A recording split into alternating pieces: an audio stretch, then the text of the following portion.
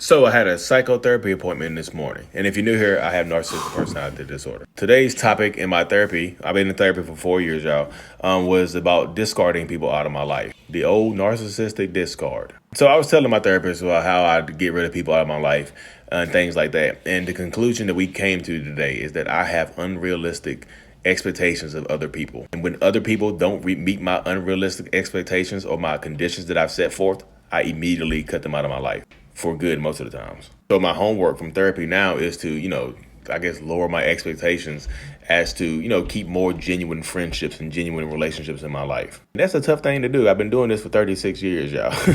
So if you're dealing with a narcissist in your life and they discard you, it's probably because you no longer meet the expectations, the unrealistic expectations they have set forth of you, or you have violated one of their conditions of their friendship on their relationship. I know it's a lot, but I hope this helps. What is going on, beautiful people? Welcome to another episode of A Narcissist Explains. I am self-aware diagnosed narcissist Lee Hammock, the narcissist from TikTok and Instagram that uses my platform to raise awareness for narcissistic personality disorder, get more people into therapy, and, also in the process of doing all of that, validate the victims and survivors of said disorder.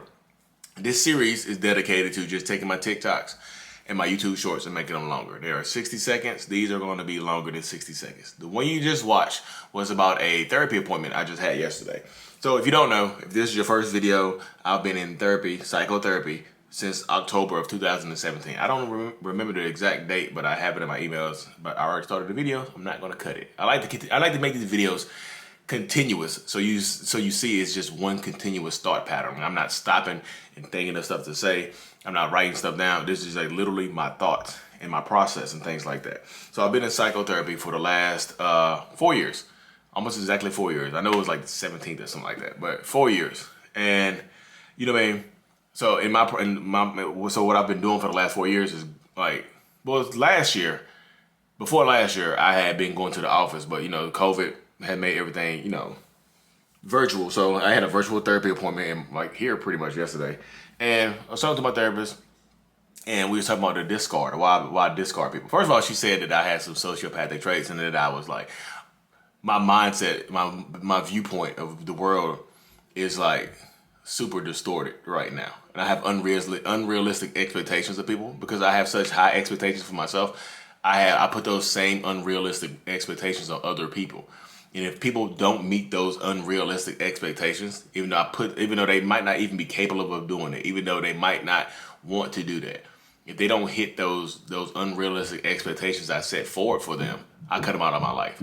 I asked her why I discard people, because right now I still have friends, but I feel like I don't have really really close friends like I used to, and it makes me sad sometimes. I'm just like, 'cause my ego gets in the way, and people are just like, I'm not as close and connected to people like I used to be because I feel like I'm on this journey to where I need to go. And I asked her, and she's like, "Do people do little things to you? You unreasonably cut them off." She told me a story about yesterday how she had to, I think she had to change the job of her administrative assistant or something like that. And she was just like, "Yeah, me and my administrative assistant sat down. I told her what we needed her to do next, and we switched her job." And she wasn't, it was a tumultuous conversation. It was like a tense conversation or whatever. But she said they got through it. They still friends and whatnot. And I told her immediately, if I was that person and you changed my job or whatever, you demoted me or something, I would never talk to you again. I would have quit and never talk to you again. And she said, "That's it right there." She's like, "That's it right there. Why would you cut somebody off just for changing your job to help them out and help your own situation out?" I was just like, "I don't know." She's like, "You have unrealistic expectations because you wouldn't do that. You feel like you wouldn't do that to somebody else. If somebody did it to you, you automatically cut them off." And she's like, "That's just such a distorted mindset to have right there." And I was just like, hey, listen to it. I just started laughing because that's how I've been for a very, very, long time. And I know people ask me exactly what type of therapy I do. I do talk therapy. I do psychotherapy. There's no mushrooms or smoke and stuff like that. There's no kumbayas. There's no, no dancing, no rain and no mist, no nothing like that. There's no, psychedelics involved. It's literally just talking stuff out. And because I've got to this point where I'm at now, because I've been in therapy for 4 years, this is not like, I would not, if I just started therapy a year ago, I would not be in the place I am right now. I just wouldn't. I'm talking about mentally, physically, everything. I wouldn't be in the place I am right now because I just know I wouldn't be, because I was not developing into this person I am right now. This has been the accumulation of 4 years of therapy. You know what I mean? I just like, and I love it. I love who I am. I love who I'm becoming. I'm still, but no matter how good I do, no matter how far I go, I still feel like I'm not enough. So I expect that people, and I like I said, I have these high goals, the delusions of grandeur. The delusions of grandeur that I have.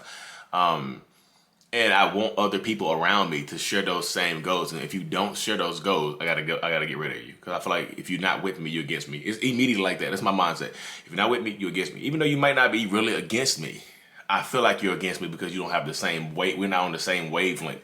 We're not talking the same things. We're not about the same things. You know what I mean? I just feel like I need to keep moving forward. And I feel like if you're not moving forward with me, then I have to leave you behind. And that makes me uncomfortable to the point now where I've cut off so many good relationships that I be feeling like I'm lonely now. You know, I have a wife and kids and family and stuff like that. I just feel like I'm lonely right now because I've cut off so many good relationships because I feel like people people didn't believe in me. I automatically cut them off. But if people wasn't hopping on the train I'm on, I automatically cut them off.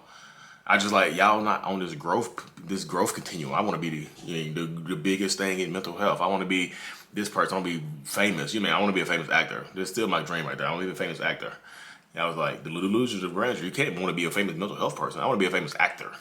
Mental health, that's kind of, it just came from me talking about myself. But I want to keep more people in my life. So my therapist, my homework, like I said in the skit, or not the skit, the TikTok or whatever, is to, work on changing not necessarily lowering my expectations for people, but changing them a little bit to be realistic.